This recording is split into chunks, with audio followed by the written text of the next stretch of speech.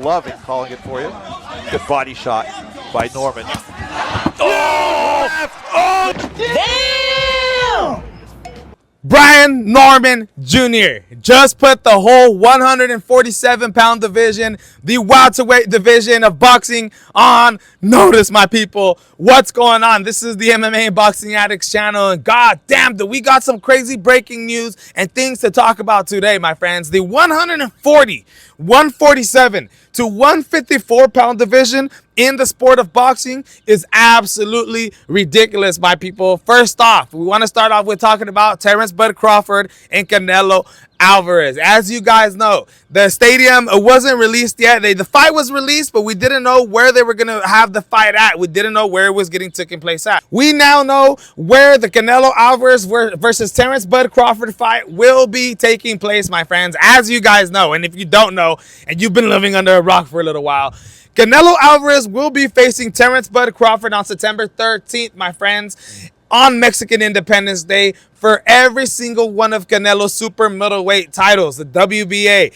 the WBC, the WBO, and the IBF, my friends. Now, this is taking place at the 168-pound division. We all know this already, but we didn't know where the fight was going to be taking place. You know, they were talking about having it at Allegiant Stadium, but the problem was there was a college football game going down that day. You know, you had the UNLV versus Idaho State football game going on. They were talking about putting it in LA. They were talking about putting it in New York City, as this is an absolutely ridiculous card. Well, guess what? They found out where they're putting the fight, my friends. It will be taking place at Allegiant Stadium, home of the Las Vegas Raiders, Oakland Raiders, if you're an old school cat. It's just absolutely breaking news in Las Vegas, Nevada, my friends. I mean, come on, dude. The stadium fits up to 68,000 people. Whether you're excited or not for this fight, whether you wanted to see Canelo fight David Benavidez, and you would rather see Terrence Bud Crawford take on Boots Ennis, as he just left the 147-pound division and is moving on up to 154. A lot of different fights that both fighters could have taken. But at the end of the day, it's still an amazing matchup and just a crazy thing to try to accomplish if you're Terrence Bud Crawford, who's moving up two weight divisions with no rehydration clause in the contract, my friends. Absolutely breaking news. Allegiant Stadium, Las Vegas. Now, other breaking news. Let's mix this in with the Brian Norman Jr. KO that we just seen today against Gene Sasaki, my people. I mean, come on, dude. Brian Norman Jr. has just put the whole welterweight division on notice. I'm going to start out with Manny Pacquiao and Barrios. If I'm Barrios, if I'm Manny Pacquiao, whatever fighter wins out of that fight, my friends, do not come and fight Brian Norman Jr. I'm begging you, Pacquiao. 8th division world champion, one of the greatest to ever do it, the hero of the Philippines. Do not come back and fight Brian Norman Jr. The man packs a punch. And not only does he pack a punch, not only does he have hooks like Mike Tyson, but are technically beautiful. The man is just an absolute technically skilled boxer, my friends. He just doesn't just have power. He knows how to go in there and box you, my friends. You know, Gene Sasaki came in there, and I know Gene landed some punches, right? Of course, this is his style. He comes forward. He comes in like Julio Cesar Chavez Sr. Again, with not the same type of defense, but you get what I'm saying. He comes in here and you know, he lands a few punches every now and then, but Norman Jr. just absolutely clobbered this guy. You know, the style that Norman Jr. has, he's technically good, right? But he likes to use those hooks a lot.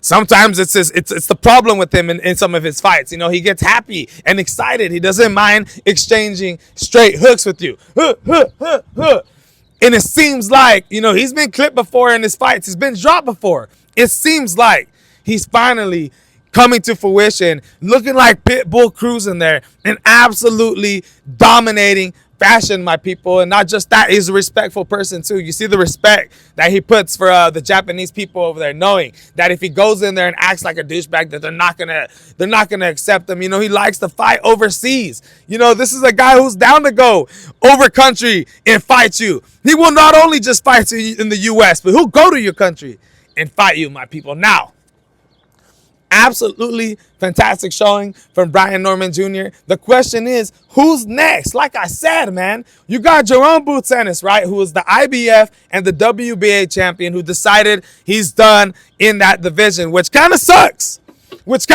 Because he never cleaned it out. He never cleaned it out, my friends. You still had Brian Norman Jr. in there. You still had Mario Barrios, even though Mario Barrios is a guy who's lost to Gervonta Tank Davis before. Still, I would have loved to see a Pacquiao versus Jerome Boots Ennis fight, or even possibly a Boots versus Brian Norman Jr., but to try to unify even more bouts. But, you guys, I'm still excited and interested to be seeing Boots Ennis go up to the 154-pound division. They're talking about setting up a fight with him and Virgil Ortiz in September, which is ridiculous. I love that fight.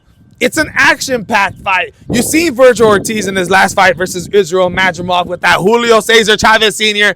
head movement. And that's funny, man. We got a bunch of fighters looking like Julio Cesar Chavez Sr., but not really looking like him. But still, my people, it's an absolutely great matchup, right? But Virgil Ortiz isn't even the champion in that weight class. When you break down that weight class, right, you have the IBF champion from Russia, Bakram. You have Sebastian Fundora, the Towering Inferno, who is the WBO and the WBC world champion, right? All right. And then you also got Terrence Bud Crawford, my friends, who is your reigning defending WBA world champion.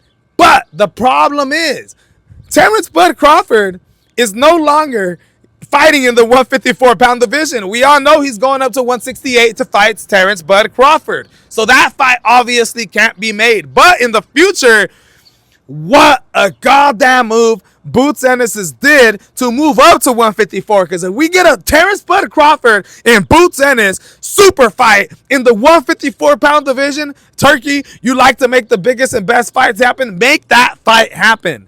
But until then, we may be getting Boots Ennis versus Virgil Ortiz, my people. Now, this division is a lot tougher than 147. Now, I know, he's a two-time 147 champion. But the thing is, you're going up to 154, where you even got guys like Jermell Charlo, who used to be a 154 champion, who went up to go fight Canelo in his last fight, who still hasn't made his return back to 154. Imagine Jermell Charlo versus Jerome Boots Ennis. I mean, dude, that is absolutely fireworks. And it's going to be interesting to see how Boots Ennis does in this division. I mean, the 154-pound guys are bigger dudes. It's not like Boots Ennis is just absolutely freakishly big guy. He's a skinny guy, man. He's a ripped up dude. He's going to be going in there against guys like if Jermell Charlo, who fights at 168 and walks around at 170. You know what I mean? And these guys are big dudes that are cutting weight just to be able to make that, make that division, my friends. But is Boots Ennis gonna have power in this division? Is he gonna be able to handle it? You've seen every single fighter in the 154-pound division have success, but at the same time have close matchups, my friends. I mean, there's nobody in this division. Look at all the champions. Sebastian Fundora, Terrence Bud Crawford with Israel Madrimov. I mean, even Bakram's been looking good, but even Bakram, these are all guys that have challenging fights and have been challenged before in their careers. The 154-pound division is arguably one of the hardest divisions to dominate, my friends. Now, I think there's a lot of open titles right here. I think Sebastian Fundora, don't get me wrong, is a guy that Boots Ennis can definitely beat. I think Bakram's a guy that he could definitely beat. But trying to become undisputed in 154, my people, when you got the likes of Jermell Charlo and all these people, it's absolutely ridiculous. And I will tell you guys right now, if Boots Ennis is able to do this, hey, hats off, man. He's doing absolutely great stuff. Even though he didn't clean out the 147-pound division, my people, still some breaking news in the world of boxing, my people. And that's not it. Let's talk a little bit of UFC. You guys know UFC Dubai has just been released, right? We went live yesterday and we gave our predictions for that again. Now, let me tell you guys who's fighting. The main event, my people, you have Robert Whittaker, who's coming off that fight where he got his jaw and his teeth pushed inside out, literally broken to pieces, my people, against Kazmat Chimaev, who's taking on DDP in Chicago, my people, right? For the world, freaking middleweight championship of the world, right? Robert Whittaker is going to be taking on Reiner the Ritter, my friends. A guy who's absolutely shocked the world in his last fight, coming off that win over Bo Nickel, an NCAA All-American world champion wrestler, a guy who's tried to compete to be in the Olympics, and absolutely one of the best wrestlers from the United States to ever join the UFC, my friends. And what did the Reiner the Ritter do? He KO'd him in round 2, proving that his takedown defense and his striking and his experience. You know, he's a former middleweight and light heavyweight champion, a former 2-division world champion at One Championships. And we all know One Championships is a legit organization, my friends, you know. So, Reiner the Ritter going up against Robert Whittaker has a shot at the number 5 ranked contender in a guy like Robert Whittaker. This is absolutely huge news and a great main event for UFC Dubai, right? Then we go to the co-main event. You got Movsar Evloev taking on Aaron Pico. And I'm telling you guys right now, I'm going to go live tonight and we're going to be ranting about Movsar Evloev. I don't want to give you guys a whole 10-minute rant about how freaking dumb this fight is. All I'm going to tell you guys is, you're telling me that out of everything that Movsar Evloev has did in his UFC career, you know, his last 3 wins, coming off the wins over Diego Lopez, who just fought Alexander Volkanovski. I don't even want to get into it. Coming off the win over Calvin Kattar, right? And then also coming off that win over Aljamain Sterling, our ex-world champion. And Aaron Pico hasn't even fought in the UFC not one time. And the winner out of this fight most likely is going to get a championship fight against Alexander Volkanovski. I mean, come on. What the UFC is doing to Movsar Evloev should be criminal. They're holding his career back like John Jones is holding back the career of Tom Aspinall. You want to call that holding back? What the UFC is doing to Movsar Evloev is more criminal than what John Jones is doing to Tom Aspinall, my friends. I'm telling you, you want to sign a petition for John Jones? Sign a petition to make the goddamn Movsar Evloev versus Volkanovski fight to happen, my people. Oh, that's all I'm going to get into when it comes to that co-main event, right? You have Bryce Mitchell taking on Said Nurmagomedov. You also got Sharif Magomedov on that card, my people.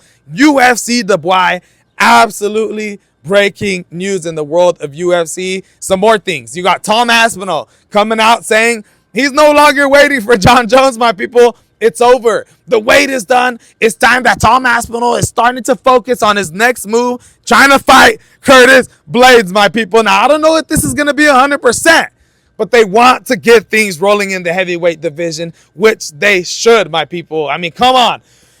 The heavyweight division is supposed to be known in the world as the baddest man on earth. The baddest men on earth compete in this division. And if you are champion of this division, you are considered the baddest man on earth. Why I'm telling you right now, the heavyweight division is at probably the worst it's ever been ever in UFC history, my people. And it's time to get it rolling. I'm glad to see Tom Aspinall put his foot down in time, trying to get things done, my people, okay? Now, to finish this off, I want to talk a little bit about Ben Askren, my people. We talked about this live yesterday, and my condolences go out to him and his family.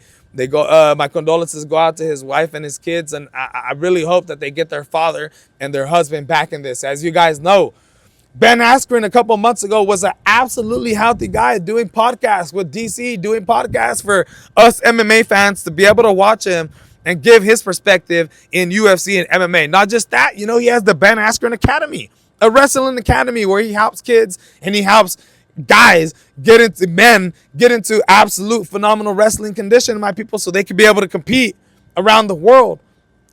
Well, it turns out, you know, he went to the doctor because he had a staph infection, but I guess the staph ended up being 100 times worse than what it was. They did some body. They looked at his body. His body started shutting down. He has a hole in his lungs, my friends. His wife just gave us an update a couple days ago where he's finally being able to open his eyes and grab her hand and squeeze it. That's it. But while doing this, he's having to be sedated, my people. He has to be sedated to be even able to open his eyes and squeeze the love of his life's hands, my people. And not just that, but he's on a ventilator. He has to be on a ventilator to even be alive right now. They're in the process of getting the lung transplant evaluation started. They're getting the process of actually finding somebody who's going to be willing to give their lung to a guy like Ben Askren. God damn, man. I just want to say this, dude. You know, for everything that Ben Askren has been in, this is the toughest thing that he'll ever be in. And if he gets out of this, I just want people to remember him for the warrior that he is. You know, screw everything that happened with him and George Masvidal. Screw everything that happened with him and just everything. And with every single type of bad comment, that every single criticism that Ben Askren has got. The man was a warrior. Any man who is willing to step inside that MMA ring, regional, if you're 0-12, it don't matter. You still got balls, and you still got more balls than everybody else who's behind the phone, leaving comments, criticizing, but yet have never had a fight in their lives, my people.